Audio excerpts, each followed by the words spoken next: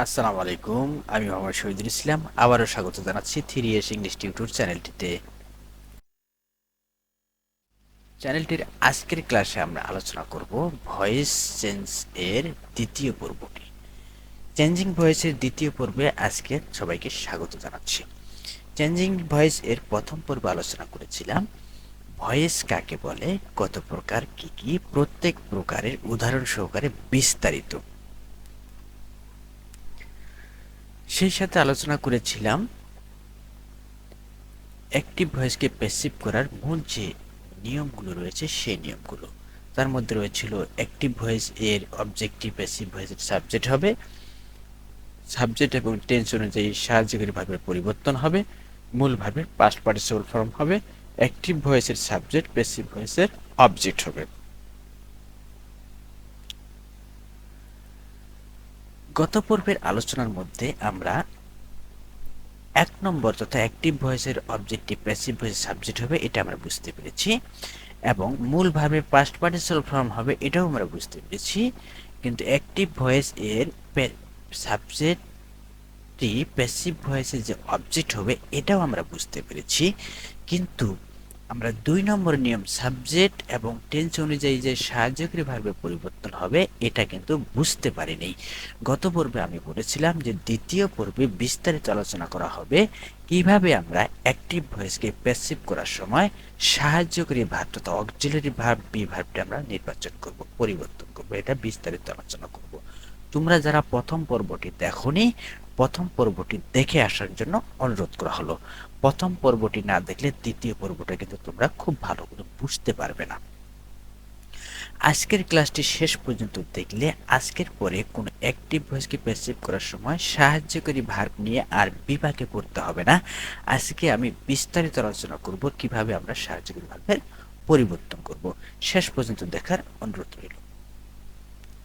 সাহায্যকারী ভার্বের পরিবর্তনের ক্ষেত্রে প্রথম যে কথাটা বলবো সেটা হচ্ছে ওই বাক্যটি যদি সাহায্যকারী ভার্ব না থাকে, অর্থাৎ সেটা যদি প্রেজেন্ট ইনডিফিনিট টেন্স হয় অথবা পাস্ট ইনডিফিনিট টেন্স হয়, তাহলে কিন্তু সাহায্যের ভার্ব না থাকার সম্ভাবনাই বেশি।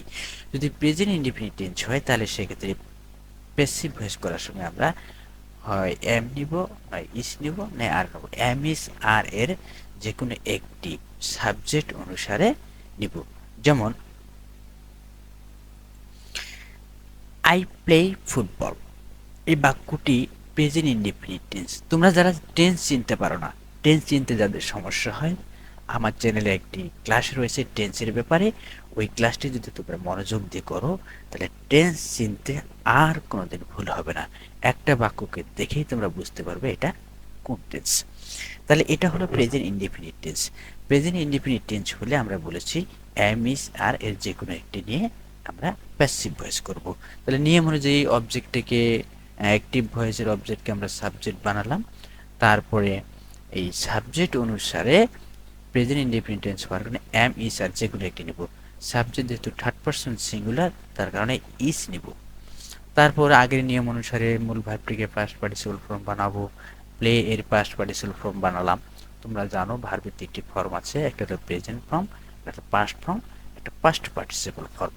তারপর নিয়ম অনুযায়ী অ্যাক্টিভ ভয়েসে যেটা সাবজেক্ট আছে প্যাসিভ ভয়েসের অবজেক্ট হবে। মি আই, আই সাবজেক্টটি প্যাসিভ ভয়েসের অবজেক্ট, অর্থাৎ আই এর অবজেক্ট ফর্ম হলো মি। তার আগে আমরা বাই প্রিপোজিশন দিয়ে দিলাম নিয়ম অনুযায়ী। ঠিক একইভাবে আই অ্যাড রাইস, এটা পাস্ট ইনডিফিনিট টেন্স হওয়ার কারণে আমরা বলেছি পাস্ট ইনডিফিনিট টেন্স হলে সাহায্যকারী ভার্ব হিসেবে ওয়াজ অথবা ওয়ার নিব। তাহলে এখানে যেহেতু সাহায্যকারী ভার্ব নেই এবং পাস্ট ইনডিফিনিট টেন্স, এটা কিভাবে চিনলাম পাস্ট ইনডিফিনিট টেন্স? সাবজেক্টের পূর্বে যে ভার্বটা আছে এটা কিন্তু পাস্ট ফর্ম, মানে অ্যাট, ইট, অ্যাট, ইটেন। আচ্ছা, পাস্ট ইনডিফিনিট টেন্স হওয়ার কারণে আমরা ওয়াজ নিব। নিয়ম অনুযায়ী অ্যাক্টিভ ভয়েসের যেটা অবজেক্ট আছে সেটাকে আমরা সাবজেক্ট বানালাম এবং ওয়াজ নিলাম। পাস্ট ইনডিফিনিট টেন্স হওয়ার কারণে অ্যাড ভার্বটির পাস্ট পার্টিসিপল ফর্ম বসালাম। তারপরে যে অ্যাক্টিভ ভয়েসের সাবজেক্ট আছে এটা আমরা প্যাসিভ ভয়েসের অবজেক্ট ফর্মে মি দিয়ে বাই প্রিপোজিশন বসালাম। এরপর যে আমরা আলোচনা করব যদি ওই প্রশ্ন বাক্যটিতে অর্থাৎ অ্যাক্টিভ বাক্যটিতে যদি এই সাহায্যকারী ভার্বগুলো থাকে, that am, is, are, was, were, shall be, will be, have been, has been, had been, shall have been, will have been, এই সাহায্যকারী ভার্বগুলো যদি থাকে তাহলে প্যাসিভ করার সময় আমরা এই সাহায্যকারী ভার্বগুলোর সাথে শুধুমাত্র বিইং যোগ করব। আর যদি have, has, had, shall have, will have থাকে তাহলে এই সাহায্যকারী ভার্বগুলোর সাথে শুধুমাত্র বিন যোগ করে দেব। আর যদি shall, will, may, might, can, could, should, must, ought to, going to থাকে তাহলে এই সাহায্যকারী ভার্বগুলোর সাথে শুধুমাত্র বি যোগ করে দেব। এক্ষেত্রে কিন্তু আমাদের এটা চিন্তা করার প্রয়োজন নেই এটা কোন টেন্স। আমরা শুধুমাত্র সাহায্যকারী ভার্বগুলো দেখেই কিন্তু আমরা প্যাসিভ বানাতে পারবো। তাহলে আমি আবারও বলছি, যদি এই সাহায্যকারী ভার্বগুলো থাকে তাহলে এদের সাথে বিন যোগ করবে, আর যদি এই সাহায্যকারী ভার্বগুলো থাকে তাহলে এদের সাথে বিন যোগ করবে, আর যদি এই সাহায্যকারী ভার্বগুলো থাকে তাহলে এদের সাথে শুধুমাত্র বি যোগ করবে। তারপর বাকি সব নিয়ম অনুসরণ করে প্যাসিভ ভয়েস বানাবে। যেমন আই অ্যাম প্লেয়িং ফুটবল, এই বাক্যটিকে আমরা প্যাসিভ করব কিভাবে? নিয়ম অনুযায়ী অ্যাক্টিভ ভয়েসের অবজেক্টটাকে প্যাসিভ ভয়েসের সাবজেক্ট বানালাম।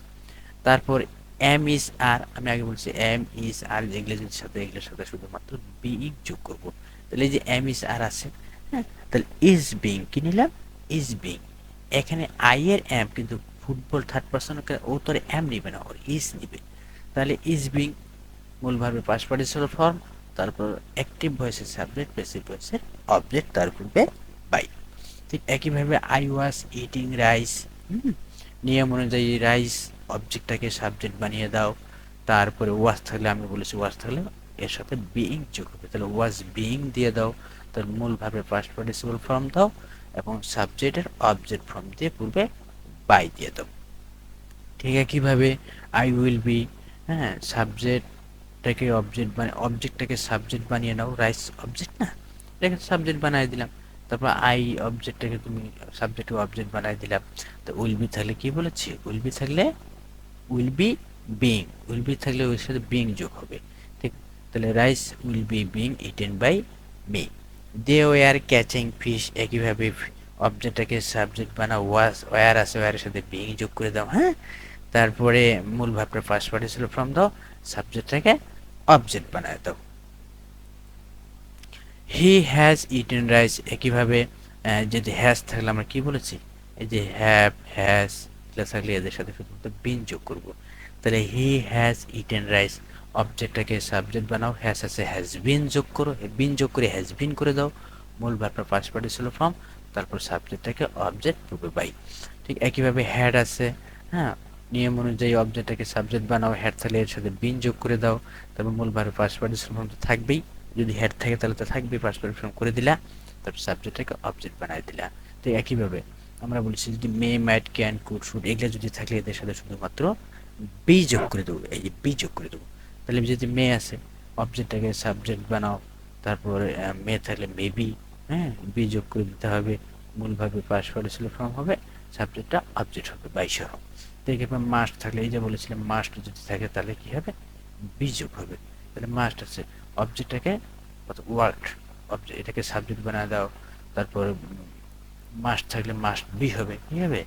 মাস্ট বি, মূল ভাবে ফার্স্ট পার্টিসিপাল ফর্ম, তারপর সাবজেক্টটাকে অবজেক্ট। আশা করি বুঝতে পেরেছো। আমরা পরবর্তী পর্বে ভয়েস চেঞ্জিং এর তৃতীয় পর্বে আমরা আলোচনা করব একটা ইন্টারোগেটিভ সেন্টেন্সকে কিভাবে আমরা প্যাসিভ ভয়েস বানাবো, একটা ইন্টারোগেটিভ অ্যাক্টিভ সেন্টেন্সকে আমরা প্যাসিভ বানানোর যে নিয়ম কানুনগুলো রয়েছে পুরোটাই আমরা আলোচনা করব তৃতীয় পর্বে। তৃতীয় পর্বটি দেখার আমন্ত্রণ রইল। সবাইকে ধন্যবাদ। এখনো যারা আমার চ্যানেলটি সাবস্ক্রাইব করেনি, সাবস্ক্রাইব করার জন্য এবং পেজটি যারা পেজ থেকে দেখতেছে পেজটিকে ফলো দেওয়ার জন্য অনুরোধ রইল। সবাইকে ধন্যবাদ। Thank you very much.